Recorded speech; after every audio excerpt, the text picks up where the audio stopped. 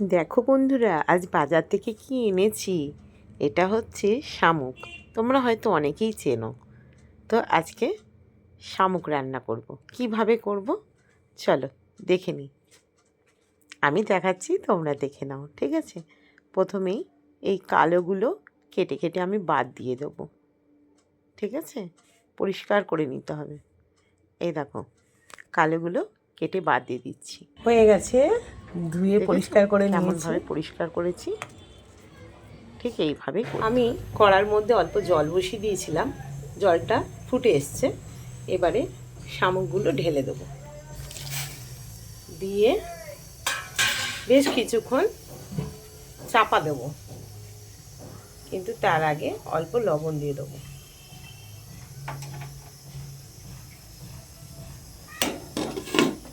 চাপা দেওয়া থাক, হালকা একটু ভাপানো হয়ে গেলে নামিয়ে ফেলবো। এইদিকে রান্নার জন্য কি কি লাগবে সরঞ্জামগুলো গুছিয়ে নিয়েছি। এখানে আছে তেল, একটা শুকনো লঙ্কা আছে ফোড়নের জন্যে, হলুদ, নুন, লঙ্কা গুঁড়ো, ধনে গুঁড়ো, চিনি, জিরে গুঁড়ো, গরম মশলা। আর এখানে আছে পেঁয়াজ কুচি, টমেটো কুচি, লঙ্কা কুচি। আর এগুলো গ্রেট করব বলে পেঁয়াজ, রসুন, আদা, টমেটো। এদিকে আছে আলু ডুমু ডুমু করে কাটা, আর আছে ধনে পাতা। তো সব ধুয়ে রেডি করে নিয়েছি। এবারে রান্নার দিকে যাওয়া যাক। এবারে ঢাকনাটা খুলে ফেলবো।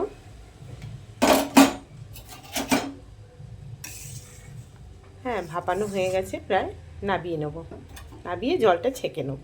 কড়াটা ভালো করে মেজে পরিষ্কার করে বসিয়ে দিয়েছি ওভেনের ওপরে। এবারে কড়া গরম হয়ে গেছে, দিয়ে দেবো তেল।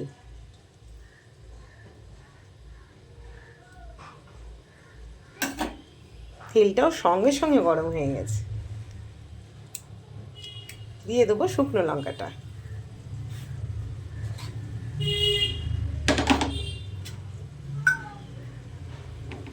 এবারে পেঁয়াজ দেব।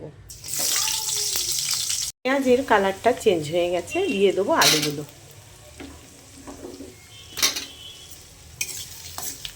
আলুটা অনেকটা ভাজা হয়ে এসছে।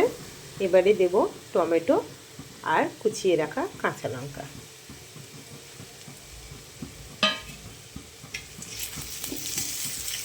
এবারে দেব গ্রেট করে রাখা পেঁয়াজ, আদা, রসুন, টমেটো আর শুকনো মশলাগুলো ঢেলে দেবো, দিয়ে ভালো করে কষাবো। সাথে জল ঝরিয়ে রাখা শামুকগুলো দিয়ে দেবো। এবারে ভালো করে কষিয়ে নেব। কষানো, এবারে জলটা দিয়ে দেব।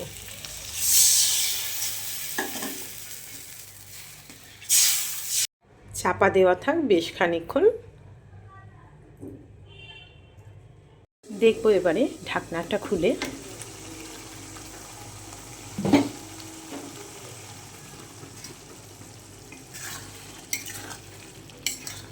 তরকারিটা প্রায় হয়েই এসেছে। এবারে আমি ধনে পাতাগুলো ছিটিয়ে দেব, দিয়ে একটু পরেই নামিয়ে নেব।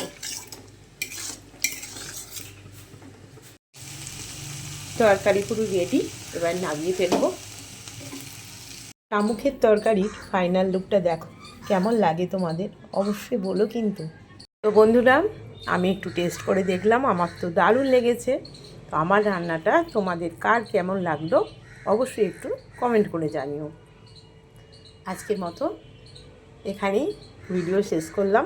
আবারও দেখা হবে নেক্সট ভিডিওতে। সকলকে টাটা।